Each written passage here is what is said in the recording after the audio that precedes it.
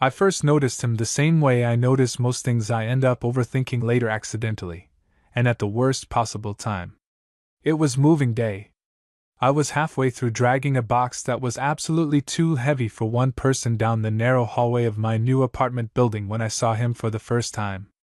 He was standing by the stairwell door, holding it open for someone else, wearing a plain dark jacket and that tired look people get when they've stopped pretending the day is easy. He looked out of place in a way I couldn't immediately explain. Not because he didn't belong there. More like he belonged somewhere else entirely, and hadn't quite adjusted to wherever this was yet. Our eyes met for maybe 2 seconds. He nodded politely. That was it. No smile. No curiosity. Just a quick, automatic acknowledgement, like I was another piece of furniture moving through his day. I remember thinking, okay, quiet guy. Probably keeps to himself. I didn't think about him again for the rest of the day. Until later that night. I was unpacking boxes in my new place when I heard the faint sound of footsteps in the hallway outside. The building was old, everything echoed in a way that made even normal sounds feel intentional. I paused for a second, box cutter still in my hand, listening. Then came a knock. Not loud. Not hesitant either. Just controlled. I opened the door expecting a delivery mistake, or maybe a neighbor asking for something basic like sugar or Wi-Fi password. Instead, I found him. Same guy from earlier. But now I noticed details I'd missed before, the way he stood slightly angled, like he was used to reading rooms before entering them. The calm, unreadable expression that didn't quite match the exhaustion in his eyes. Hey, he said simply. Hey, I replied. Can I help you? He glanced briefly down the hallway before meeting my eyes again. I'm Easton, he said. I live next door. That explained the knock. Sort of. I'm Cooper, I said. He nodded like he'd expected that answer. Then there was a pause. A long one. I started to wonder if this was going to be one of those awkward neighbor conversations that never quite lands anywhere and ends with both people pretending they have something else to do. But then he said, If you hear anything weird tonight, it's probably nothing. I blinked. That's reassuring. A faint hint of something like humor passed through his expression, but it didn't fully form. Just figured I'd mention it, he added. Okay, I said slowly. I'll keep that in mind? Another nod. Then he turned slightly, like he was already done with the interaction. But before he left, he added, almost as an afterthought, Welcome to the building. And then he was gone. I stood there for a while longer than I should have, staring at the empty hallway. It was such a small interaction that I probably should have forgotten it immediately. But I didn't. Because something about him didn't sit right in the usual way strangers don't sit right. It wasn't discomfort. It was restraint. Like everything he said was carefully measured, and everything he didn't say mattered more. Over the next few days, I kept noticing him in fragments. Coming home late. Leaving early. Never carrying groceries like someone who planned to stay still for long. Once, I saw him in the parking lot just standing beside his car, not doing anything. Just pausing. Like he needed a moment before going back inside. And every time our paths crossed, it was the same. A nod. A glance. No unnecessary words. Until one evening, about a week after I moved in, something changed. I was locking my door when I heard voices in the hallway. Raised, but not loud enough to understand fully. The tone was enough sharp, tense, clipped.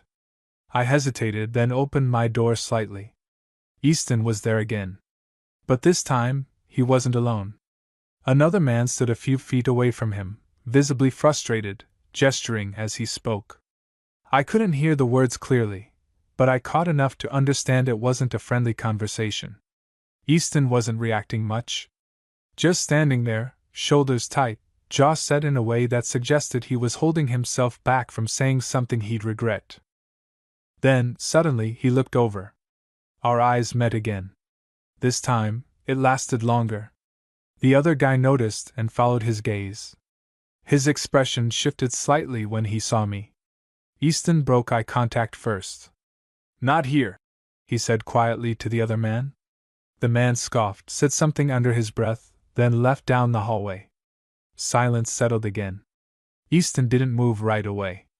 He stayed where he was, staring at the floor for a second like he was recalibrating something inside himself. Then he turned toward me. Sorry, he said. For what? I asked. For that, he replied, like it was obvious. I leaned against my doorframe. That happens often? A pause. Not anymore, he said. There was something in the way he said it that made me stop asking questions. Instead, I just said, You okay? That seemed to catch him off guard. For a moment, I thought he wasn't going to answer. Then he said, Yeah. Just tired. Simple. Closed. But not dismissive. I nodded slowly. Long day? You could say that. Another pause. Then he added, Sorry if I seemed weird the other day. The welcome to the building speech? I asked. That got a small exhale from him. Almost a laugh, but not quite. Yeah, he said. That. It was pretty cryptic, I said. I've been told that. There was a quiet beat between us. Not uncomfortable this time. Just present. Then he shifted his weight slightly. I should get going, he said. Yeah, I replied. But neither of us moved immediately. It was like there was something unfinished in the space between us, even though nothing had really started. Finally, he gave a short nod and turned away. But just before he disappeared down the hallway, he said one more thing, almost too quiet to catch. If you need anything, knock on my door. Then he was gone. And I was left standing there, realizing I didn't know anything about my new neighbor. Except that whatever his life looked like behind that door, it wasn't simple. And for some reason I couldn't explain yet. I wanted to know more. I didn't plan to think about Easton again the next day. But of course I did. It started small. The kind of thoughts you don't even notice at first. Like when you hear a door close in the hallway and your brain automatically checks if it's his. Or when you pause before leaving your apartment, half expecting another knock that doesn't come. I told myself it was just curiosity. New building. New people. Normal. But it didn't feel normal. It felt like something was unfinished. That evening, I came home later than usual. Work had dragged on, and the elevator was out again, so I took the stairs. By the time I reached my floor, I was already tired enough to not care about anything except getting inside and collapsing. That's when I saw him. Easton was sitting on the step just outside his door. Not pacing. Not standing. Just sitting there like he'd been there for a while. He looked up when he heard me. For a second, either of us spoke. Hey, I said eventually. Hey, he replied. There was a small bag beside him. Nothing dramatic. Just something simple like he'd stepped out and hadn't fully gone back in yet. You okay? I asked. He glanced at the door behind him like the answer might be inside. Yeah, he said after a moment. Just waiting. For what? I asked. A pause. Quiet, he said. That answer didn't really make sense, but somehow I understood it anyway. I leaned against the wall across from him. Building's pretty quiet most of the time. He nodded. Not always. I didn't ask what he meant. Something about his tone suggested I shouldn't push. Instead, I said, You always sit outside your door when you're waiting for quiet? That got a faint shift in his expression. Not quite a smile, but something close. Only when it's loud inside, he said. There it was again. That careful way he talked. Like every sentence had a weight behind it he wasn't fully sharing. I glanced at the closed door behind him. Someone bothering you? I asked. His eyes flicked up to mine. Sharp for a second. Then softened. No, he said. Not anymore. I nodded slowly. There was something in that, not anymore, that I didn't fully understand. But I also didn't feel entitled to dig into it. Instead, I changed directions slightly. You ever actually relax in your apartment? I asked. That got a real reaction, a short, quiet breath that almost passed as a laugh. Sometimes, he said. Depends. On what? He considered that for a moment. On whether I want to be alone, he said. That answer stayed with me longer than I expected. We sat in silence for a bit after that. Not awkward. Just parallel. At some point, I realized he wasn't in a rush to go inside. And I wasn't in a rush to leave. That felt strange. But not bad. Eventually, he stood up. I should probably go in, he said. Yeah, I replied. Probably. He hesitated with his hand on the door handle. Then he looked back at me. You always come home this late? He asked. Sometimes, I said. Why? He shrugged slightly. Just noticed. I nodded like that was normal information to exchange between neighbors. Good to know you're observing me, I said lightly. That earned a real glance this time. Not suspicious. Not guarded. Just direct. I notice things, he said. Is that a habit? I asked. More like a job thing, he replied before catching himself. There was a brief silence after that. A door slightly cracked open that he didn't fully close. I could have asked what he meant, but something in his expression told me not to. Instead, I just said, Well, I'll try not to be too interesting then. That actually made him smile properly this time. Small, quick, but real. Too late, he said. Then he went inside. I stood there for a moment after his door shut, staring at it. Job thing. That phrase echoed in my head more than it should have. Because now I was starting to notice something else. It wasn't just that Easton was quiet. It was that he was trained quiet. The next day, I saw him again in the parking lot. This time, he was standing near a black car I hadn't noticed before. Not fancy. Not flashy. Just solid. Like everything about it had a purpose. He was talking on the phone. I slowed slightly without meaning to. His voice was different when he was on the phone. Lower. More controlled. Less open. Yeah, I heard him say. I understand. Pause. No, I said I understand. Another pause. Then, I'll handle it.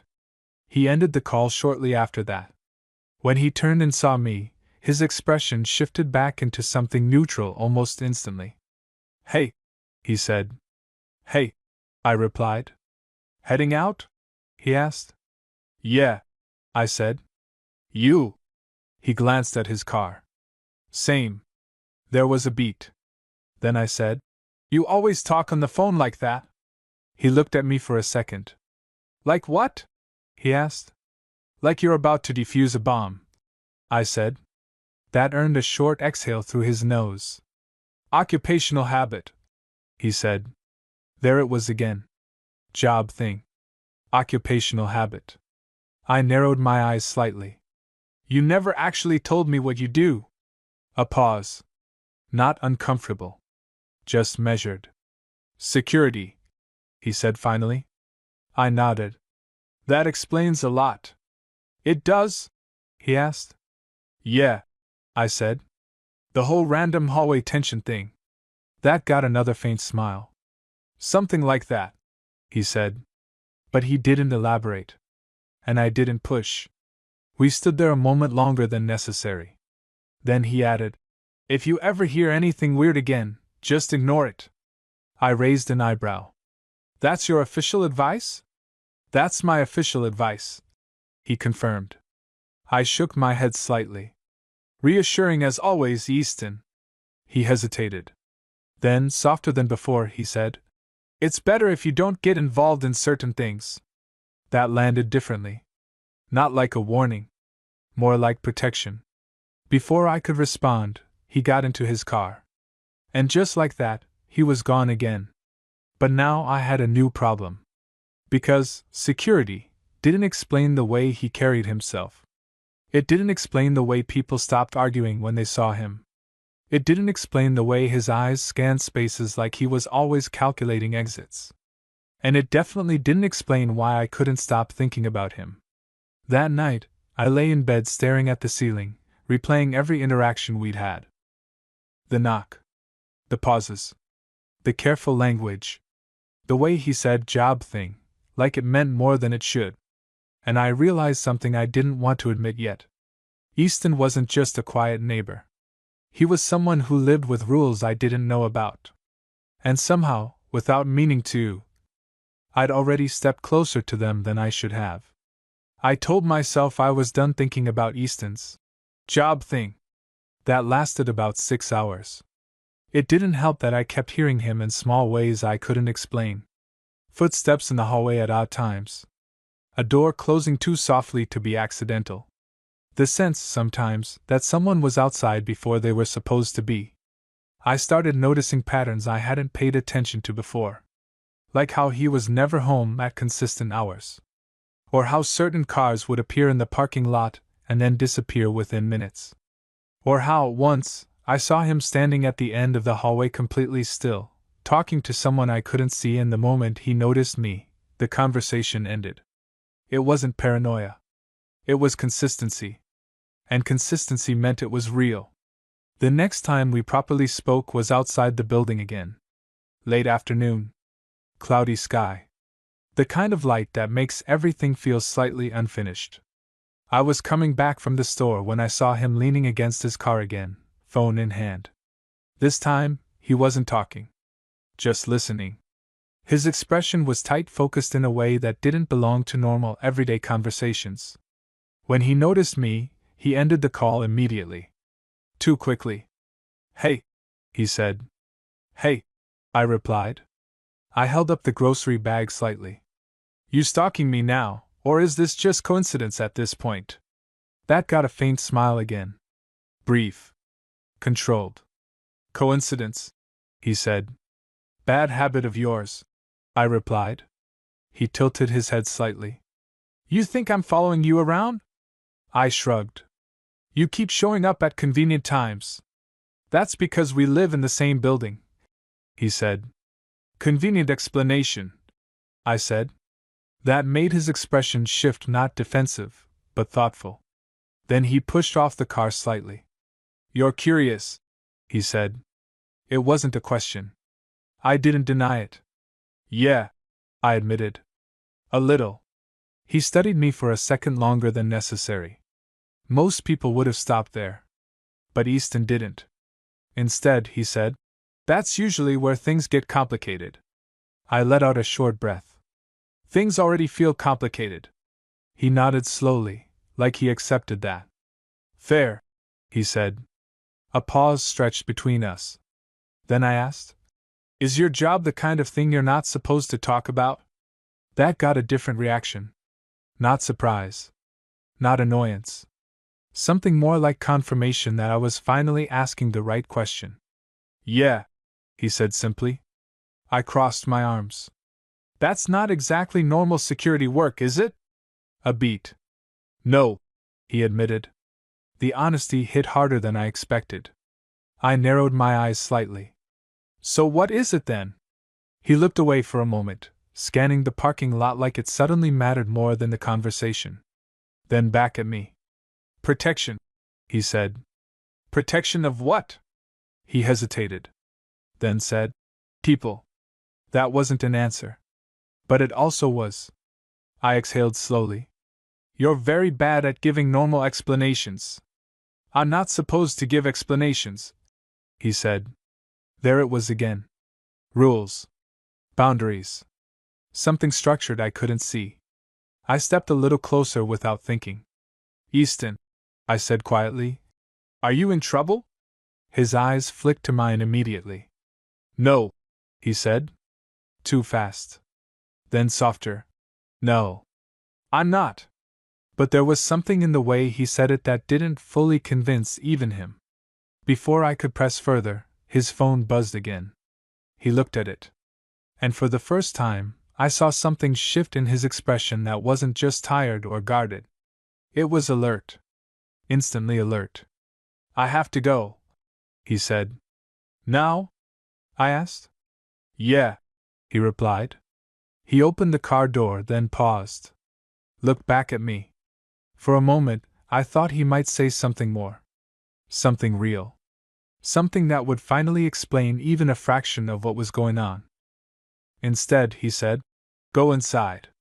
Lock your door." That wasn't a suggestion. It was instruction. And then he was gone.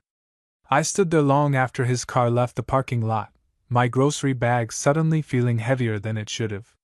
That night I locked my door twice. Not because I felt unsafe, but because for the first time, I wasn't entirely sure what safe even meant in relation to him. I was halfway through cooking dinner when I heard it. A knock. Not on my door. On his. I paused immediately. The sound was different this time. Not casual. Not neighborly. Sharp. Controlled. Followed by voices in the hallway, low, tense, unfamiliar. I moved closer to my door without opening it. Through the peephole, I saw movement. 2 men I didn't recognize standing outside Easton's apartment. Then his door opened. He stepped out. Fully composed. Too composed.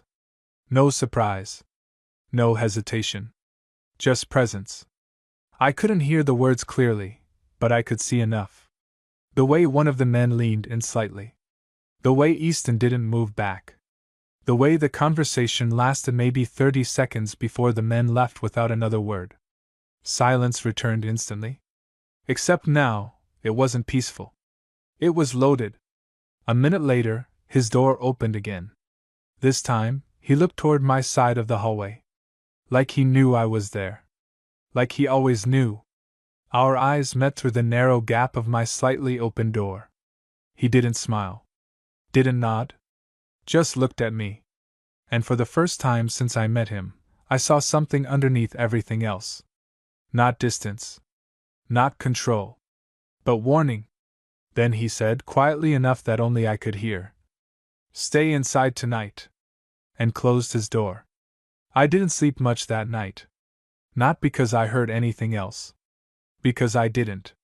That was the problem. Silence after a warning like that doesn't feel like peace. It feels like waiting. Every small sound in the building suddenly had weight. Pipes shifting. An elevator somewhere far down the hall. A door closing 2 floors away. My brain turned all of it into something it wasn't supposed to be. At some point, I gave up pretending I was resting and just sat on the edge of my bed, staring at my locked door. He said, "Stay inside tonight?" Not, "You might want to." Not, "Just in case." Stay inside. Like it was already decided. I checked my phone more than I should have. No messages. Of course not. Easton wasn't the kind of person who sent, "Hey, you awake?" texts at midnight. He was the kind of person who told you to lock your door like it was the only important sentence in the world. Around 2 a.m., I finally heard movement again. But not from his apartment. From outside. Cars. 2. Maybe 3. I stood up immediately, moving quietly to the window. The parking lot wasn't fully visible from my angle, but I could see enough. Headlights. Too many for this time of night in a quiet residential building. And people moving. Not running. Not chaotic. Controlled movement. Like they already knew where they were going. My stomach tightened. I stepped back from the window instinctively. That's when I heard it. A door down the hall opening. Then another. Fast footsteps now. Not panicked but urgent. My heart started to pick up. I moved toward my door without thinking, then stopped myself with my hand on the handle. Stay inside. I stayed. Seconds passed like minutes. Then I heard his voice. Easton's. Not loud. Not raised. But firm. "Go back downstairs." Another voice replied, but I couldn't make out the words. Then a pause. Then Easton again. "No. You're not coming in here." Something in his tone shifted that time. Not louder. Stronger. Like a line had just been drawn and everyone in the hallway understood it. I heard footsteps again. Moving away. Not toward his door. Away from it. Silence returned slowly, but it wasn't the same silence as before. This one had aftermath in it. I stood there for a long time, just listening, waiting for something else. Eventually, I heard a knock. Soft. Not on my door. On his. Then his voice again, closer now. "You're fine," he said. "Go back inside." A pause. Then the door closed. No conversation after that. No more footsteps. Nothing. I don't know how long I stood there before I finally moved away from the door. But I remember the exact moment I realized something had changed. It wasn't fear. It was understanding. Easton wasn't just dealing with job stress or complicated work. He was operating in a version of reality that occasionally crossed directly into mine. And I had just been told, very clearly, that I was not supposed to step into it. The next morning, everything looked normal. Which somehow made it worse. People always think danger looks like chaos. But most of the time, it doesn't. It looks like a quiet hallway at 9 a.m. Like sunlight on a staircase. Like your neighbor taking out the trash like nothing happened. I saw Easton just before I left for work. He was in the hallway, adjusting something on his wrist, maybe a watch, maybe something else. His posture was the same as always. Controlled. Rested. Too rested. Like he hadn't been awake half the night managing whatever I had heard. He looked up when he noticed me. For a second, neither of us said anything. Then I broke the silence first. "Last night," I started. He didn't let me finish. "It's handled," he said. Simple. Final. No room for follow-up. I frowned slightly. Was that supposed to be comforting? That earned a faint exhale from him. Not quite a laugh. "No," he said. "Just true." I studied him for a moment. There were no visible signs of what I'd heard. No urgency. No tension. But I knew what I'd heard. "You told me to stay inside," I said quietly. "I meant it," he replied. "Because?" He hesitated just slightly this time. Then said, "Because you're not part of it." That sentence should have made things clearer. Instead, it made everything heavier. I crossed my arms. "Easton, what exactly is it?" He looked at me for a long moment. Long enough that I thought he might actually answer this time. But then he shook his head slightly. "Don't ask questions you don't want answers to," he said. "That's not fair," I replied. "I know," he said quietly. "But it's safer." Safer. That word again. Always the same direction. Away from me. Before I could respond, his phone buzzed. He looked at it. And I saw it again, that switch. Instant focus. "I have to go," he said. "Now?" I asked. He nodded once. Then added softer, "Stay aware today." Then he was already walking away. No explanation. No goodbye. Just distance. I stood there for a long time after he left, trying to decide what bothered me more. That I didn't understand him. Or that part of me was starting to accept I might never be meant to.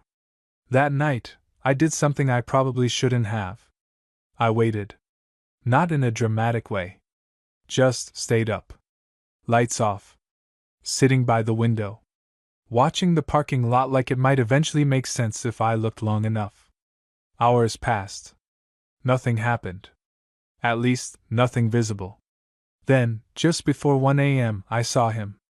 Easton. Standing outside his car again. But this time, he wasn't alone. Another figure approached him from the shadows near the far end of the lot. They spoke briefly. I couldn't hear anything. But I saw Easton shake his head once. Firm. Final. Then the other person stepped closer. Too close. And for the first time since I met him, I saw Easton move in a way that wasn't controlled silence. It was immediate. Sharp. One step forward. Not aggressive. But absolute. The other person stopped. A short exchange followed. Then the person backed away. And left. Just like that. Easton stood there for a moment after, unmoving. Then he looked up. Directly toward my window. Even from that distance, even in low light. I knew he saw me. He didn't wave. Didn't react. Just stood there. Like he was confirming something. Then he turned and went inside. And I realized, sitting there in the dark, this wasn't something I was watching from a distance anymore. I was already inside the perimeter. I just hadn't figured out what that meant yet. After that night, things didn't escalate the way I expected them to. They changed shape instead. Which, somehow, was worse. Easton didn't disappear. He didn't avoid me. He didn't suddenly become colder or more distant like I thought he might. He just recalibrated. The next morning, I saw him in the hallway again, dressed the same way as always, like the night before had been filed away into a different part of his life. But now there was something different in how he looked at me. Not distance. Awareness. Like he'd accepted that I'd seen too much to be fully kept out anymore. "Morning," I said cautiously. "Morning," he replied. Normal words. Not a normal situation. I studied him for a second longer than I should have. "You didn't sleep," I said before I could stop myself. His eyes flicked up briefly. "I did." It wasn't a lie. But it also wasn't the whole truth. I leaned against the wall. "You're very bad at convincing me everything's normal." A faint pause. "Nothing is normal," he said simply. That should have sounded dramatic. It didn't. It sounded like a fact. We stood there for a moment, the hallway between us feeling narrower than it actually was. Then he added, "You should forget what you saw." I raised an eyebrow. "That's not how memory works." A hint of something almost like frustration passed through his expression. "I'm serious," he said. "Last night wasn't for you to witness." "Then maybe don't stand in front of my window next time," I replied. That landed. I saw it. A small shift in his jaw. Not anger. Restraint. "Cooper," he said quietly, and hearing my name in his voice felt heavier than it should have. "You don't understand what you're getting close to." I crossed my arms. "Then explain it." He didn't respond immediately. That silence again. The kind he always used when the truth had too many consequences attached to it. Finally, he said, "I can't." That was the answer I expected. It still irritated me. "Because of your job?" I asked. He exhaled slowly. "Because of everything around it." "That's not an answer," I said. "It's the only one you're going to get." I watched him carefully. There was something different now. Not just guardedness. Not just caution. Pressure. Like whatever he was carrying wasn't just personal. It was structural. Organized. Real in a way I couldn't yet name. "You told me I'm not part of it," I said. "You're not," he confirmed immediately. "Then why does it feel like I'm standing next to it anyway?" That made him pause. Longer than usual. Then he looked away briefly, like he was choosing words that wouldn't exist properly no matter how carefully he formed them. "Because proximity doesn't care about permission," he said. That sentence stuck. I didn't know what to say to it. Neither did he. A door somewhere down the hall opened. Someone leaving for work. Normal life continuing like nothing underneath it had shifted. Easton straightened slightly. "I have to go," he said. "Of course you do," I replied. He hesitated, then added, "Lock your door tonight." "I've been locking my door every night," I said. "That's good," he replied. A pause. Then, softer than before. "And don't open it unless you know who's on the other side." That wasn't said like advice. It was said like experience. Then he left. And I stood there wondering how many versions of normal were living in the same building as me without ever touching. For the next 2 days, I barely saw him. Which was new. Usually, even when he wasn't actively present, there was a sense of him nearby. A sound in the hallway. A door. Movement. This time, there was nothing. It made the silence feel intentional. On the 3rd day, I got home earlier than usual. That was when I noticed the first real break in pattern. Two unfamiliar cars parked near the building entrance. Same type I'd seen before. Same controlled presence. Different people. My stomach tightened immediately. I slowed my steps without meaning to. The lobby was quiet. Too quiet. The elevator was open when I stepped inside. I didn't remember pressing the button. When I reached my floor, I didn't step out immediately. Because I heard voices. Not loud. But close. Coming from down the hall. I moved carefully, stopping just out of sight. And there he was. Easton. Standing in front of his door again. This time, not alone. Two men I didn't recognize were with him. One was speaking. Low, precise tone. The other was watching the hallway. Watching for movement. Easton wasn't moving much. But he wasn't passive either. He was still. Controlled. Like a line drawn in place that no one had crossed yet. I couldn't hear everything. But I heard enough. Delay isn't an option, one of them said. Easton replied calmly. It already is. A pause. Then the other man stepped slightly forward. Orders changed. That made something shift in Easton's posture. Not fear. Decision. I don't take changed orders from intermediaries, he said. Silence followed. Heavy. Then the first man looked down the hallway. My direction. I immediately stepped back out of sight. Heart suddenly too loud in my chest. A few seconds later, I heard footsteps. Leaving. Not toward me. Away. Then another pause. And finally, Easton's door closing. I waited several seconds before moving again. When I finally walked down the hallway, his door was shut. No sound. No movement. But now I knew something had changed. This wasn't random tension. This wasn't isolated. This was structure. And Easton wasn't just inside it. He was holding something of it together. That night, I didn't sleep again. But this time, it wasn't silence I was waiting for. It was him. And I had a feeling that sooner or later, he was going to have to decide whether I stayed outside of this completely. Or whether I'd already crossed too far to be ignored anymore. The next time Easton knocked on my door, it wasn't at night. It was just after sunrise. Which somehow made it feel more serious. I opened the door to find him standing there already fully dressed, hair slightly damp like he'd rushed through a shower but didn't take time to properly settle back into the day. His expression wasn't tense exactly, it was focused in a way I'd started associating with things I didn't fully understand yet. Can I come in? He asked. No hesitation. No vague small talk. Just that. I stepped aside. He walked in, but instead of sitting down like before, he stayed near the entrance, like he wasn't sure how long he'd be allowed to stay. That alone told me something was wrong.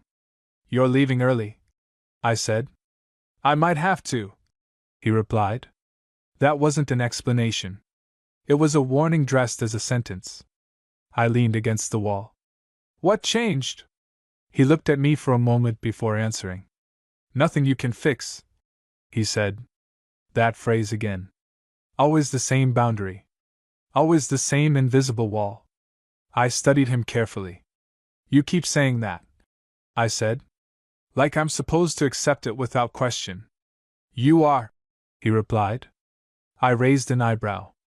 That's not how conversations work. A faint exhale passed through his nose. Not amused. Not irritated. Just tired.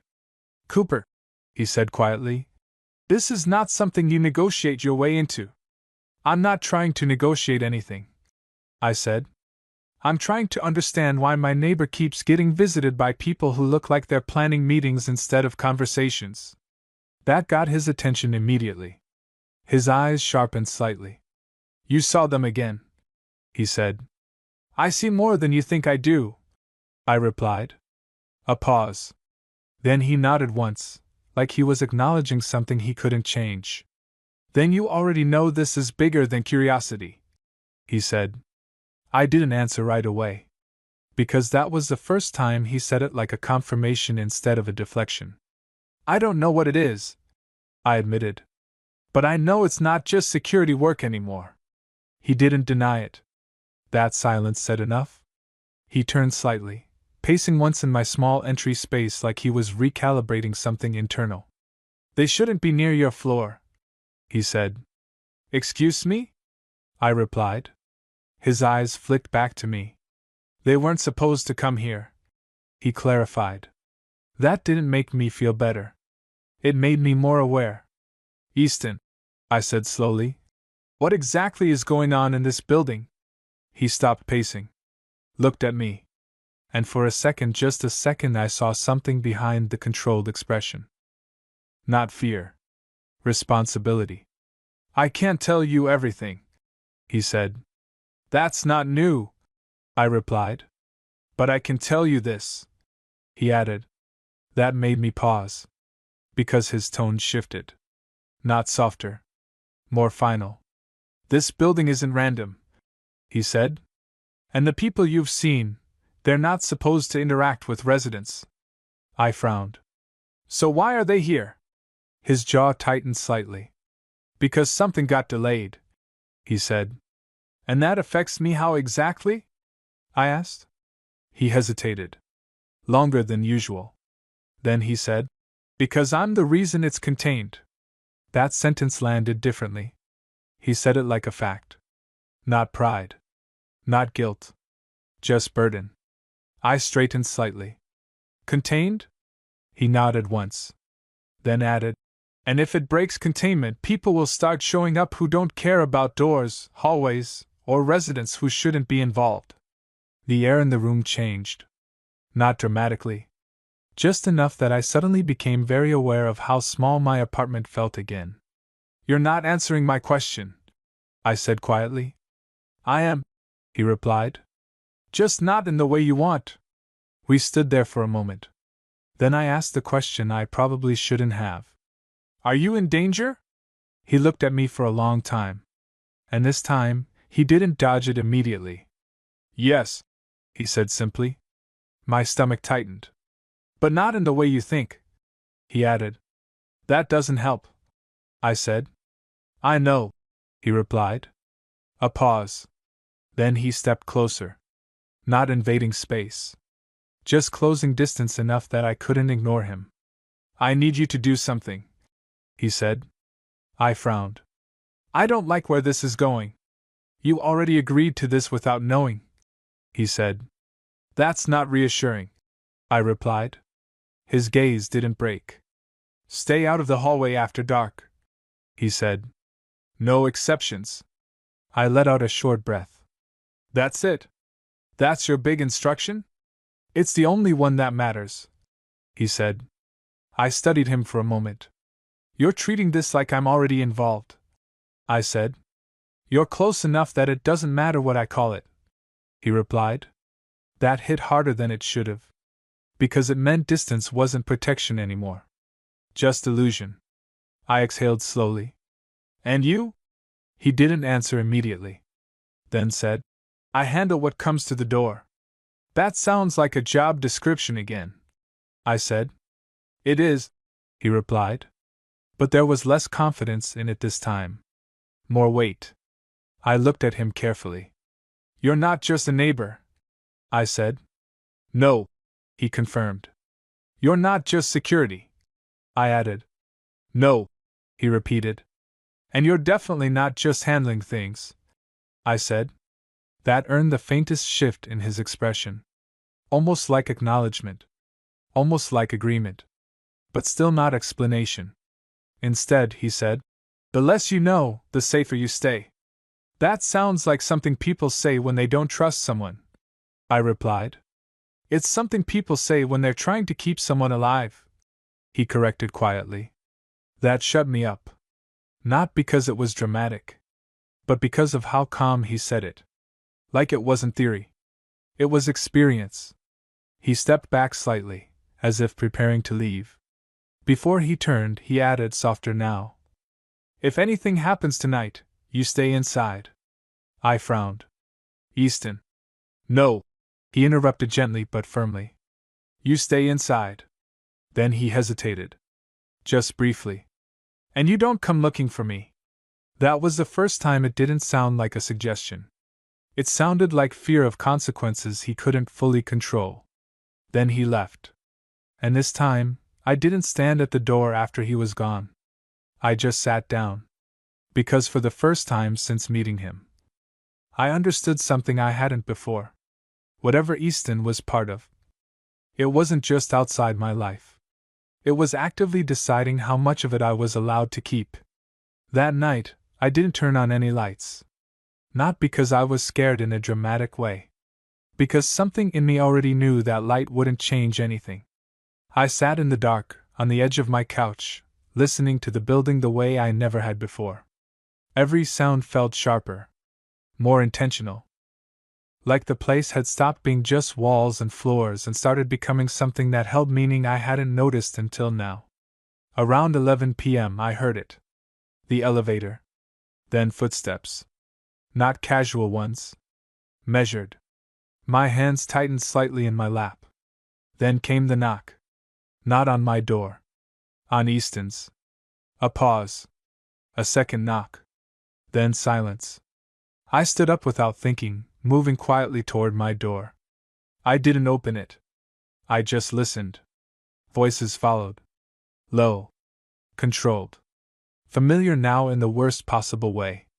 One of them spoke first. "He's not answering," a second voice replied. "He will." A pause. Then another voice calmer than the others. "Protocol's changed. We're taking him now." Something in my chest dropped immediately. Then I heard Easton's voice. Clear. Close. "No," he said. Just that. No hesitation. No negotiation. The hallway went silent for half a second. Then movement. Fast. Controlled but urgent. I didn't open my door, but I stepped closer to it anyway, my hand hovering near the handle before I forced myself to stop. Another voice now. "Stand down." Easton again. I said no. A beat. Then something shifted. Not chaos. Decision. And suddenly the energy in the hallway changed completely. I heard footsteps repositioning. Not retreating. Reorganizing. Like whatever line had been drawn had just been acknowledged. Then Easton spoke again, and this time his voice was closer. Closer to my door. "Cooper," he said. My name. Through the wall. Not loud. But direct. I froze. "You stay where you are," he said. I didn't move. "I mean it," he added. Then a pause. The kind that feels like everything is happening at once on the other side of silence. Then, a sound I hadn't heard before. A sharp, controlled impact down the hall. Not chaos. Precision. And immediately after, voices overlapping. Short commands. Movement tightening. And then Easton again. "Last warning." The hallway went still. Seconds stretched. Then finally, footsteps leaving. Not running. Not rushed. Just withdrawing. Like something had been decided and accepted. Silence returned. But it wasn't normal silence anymore. It was aftermath. I stood there for a long time, not moving. Waiting for something else. Anything else. Then I heard his knock. Soft. My door. I opened it immediately. Easton was standing there. Same posture. Same expression. But his breathing was slightly uneven now. Just enough to notice. He looked at me for a second without speaking. Then said, "You okay?" That question felt almost absurd after what I just heard. "I should be asking you that," I replied. A faint pause. Then he nodded once. "I'm fine." He stepped inside without waiting for permission this time, closing the door behind him. Only then did I notice something else. The building outside was quiet again. Too quiet. "What just happened?" I asked. He didn't answer immediately. Instead, he walked a few steps into the room, then stopped like he was checking something internal. "They tried to override the perimeter," he said finally. I frowned. And that means what, exactly? He looked at me then. Properly. No deflection now. No more pretending it's isolated, he said. They know where I am. A chill ran through my chest. And me? I asked quietly. A pause. Longer than I liked. Then, you were never the target. That should have been comforting. It wasn't. Because it didn't answer the real question forming in my head. If I'm not the target, I said slowly, why do I keep getting pulled closer to it? His jaw tightened slightly. That's what I'm trying to prevent, he said. I stepped closer now. I didn't ask for any of this, I said. I know, he replied immediately. Then why does it feel like I'm already inside it anyway? I asked. That made him pause. Really pause. For the first time, he didn't answer like he had a prepared boundary. He answered like he was choosing honesty over control. Because you saw it, he said. That's it, I replied. He nodded once. That's enough. Silence stretched between us again. Different this time. He exhaled slowly, then looked toward the door like he was listening to something beyond it. They won't come back tonight, he said. Tonight, I repeated. He glanced back at me. Yes. I crossed my arms. That's supposed to make me feel better? It's supposed to make you sleep, he replied. A faint, tired sound of disbelief left me. Easton, I don't think sleep is happening anymore. That got a small shift in his expression. Not amusement. Recognition. He nodded slightly. Fair, he said. Then, after a moment, he added something quieter. You shouldn't have seen any of it. I didn't exactly choose it, I replied. I know, he said again. That phrase. Always the same. Always carrying more than it should. He turned slightly toward the door again, then stopped. I need to stay here tonight, he said. Not a request. Not a question. Just fact. I stared at him. Is that safe? A pause. For you? He said. Yes. I narrowed my eyes slightly. And for you? That time, he didn't answer immediately. Then, it doesn't matter. That was the first time I didn't like his honesty. He sat down on the edge of my couch without asking, like his body had already decided the safest place to be wasn't anywhere else. I stayed standing, watching him. You keep acting like I'm outside of this, I said. You are, he replied. But I'm still here, I said. That made him look up. And for a second, the controlled version of him slipped just slightly. You shouldn't be, he said. That was the closest thing to regret I'd heard from him. Silence again. Longer this time. Then I sat down across from him. Easton, I said quietly. Whatever this is, it already touched my life. You don't get to pretend otherwise anymore. He looked at me for a long time. Then nodded once. Slowly. Like accepting a fact he'd been trying to keep from becoming real. Then we do this carefully, he said.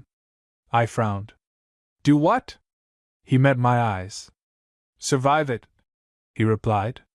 And for the first time since I met him, I believed that whatever this was, it wasn't going to stay outside my door anymore. The next morning didn't feel like morning. It felt like the world pretending nothing had happened. Sunlight came through the window the same way it always did. The hallway outside sounded the same. Somewhere in the building, someone was arguing softly about a lost package like that mattered more than anything else. But nothing felt normal anymore. Easton was still in my apartment when I woke up. Not asleep. Just sitting there, watching the floor like he hadn't fully returned to the present yet. I sat up slowly. You didn't leave, I said. He glanced up. No. Simple answer. No explanation needed. I swung my legs off the bed. That's new. A faint pause. I didn't think it was a good idea, he said. Because of last night? I asked. He nodded once. That was all. For a few seconds neither of us spoke. The kind of silence that used to feel normal now felt loaded with everything it had replaced. Finally, I asked, "Is it over?" He didn't answer immediately. That alone told me enough. "It's contained again," he said carefully. "For now." "For now," I repeated. He looked at me then. And this time, there was no attempt to soften it. "Cooper," he said quietly, "you need to understand something." I leaned forward slightly. "I'm listening." "This doesn't end cleanly," he said. "There isn't a version where you just go back to not knowing." I held his gaze. "I figured that out already." A faint shift in his expression. Recognition. Then he stood up. Started pacing once through the small space like he needed movement to organize thought. "They reacted because they saw a breach," he said. "You," I said. He shook his head immediately. "Not you directly." "Then what?" He stopped. Looked at me. And for the first time, he didn't filter it. "Me," he said. The word hung there. Heavy. Then he continued. "I'm not supposed to be visible," he said. "Not like this. Not connected to anything outside of structure." I frowned. "Structure?" He exhaled slowly. "Operations," he said. "Containment. Monitoring. Call it what you want." That was the closest thing to clarity he'd ever given me. I stood up fully now. "So last night wasn't just a random escalation?" "No," he said immediately. "It was a response." "To what?" I asked. His eyes flicked briefly toward me. Then back. "To you being close enough to notice patterns," he said. I felt something tighten in my chest. "I didn't do anything," I said. "I know," he replied. But that didn't change the outcome. Silence stretched again. Then I said it. "Easton, are you on the run from them?" A pause. Not denial. Not correction. Just wait. "I'm not supposed to exist off-grid," he said finally. That answered more than he intended. I stared at him. "So you've been hiding here," I said slowly. "I've been placed here," he corrected. That distinction mattered to him. I wasn't sure it mattered to me yet. "Placed," I repeated. He nodded once. Then added, "And I stayed longer than I was supposed to." That line changed the temperature in the room. I narrowed my eyes slightly. "Because of what?" "Me?" He didn't answer immediately. Which was an answer. "Easton," I said quietly. He finally looked at me again. And for the first time, the controls slipped just enough for something real to come through. "Yes," he admitted. One word. No defense. No structure.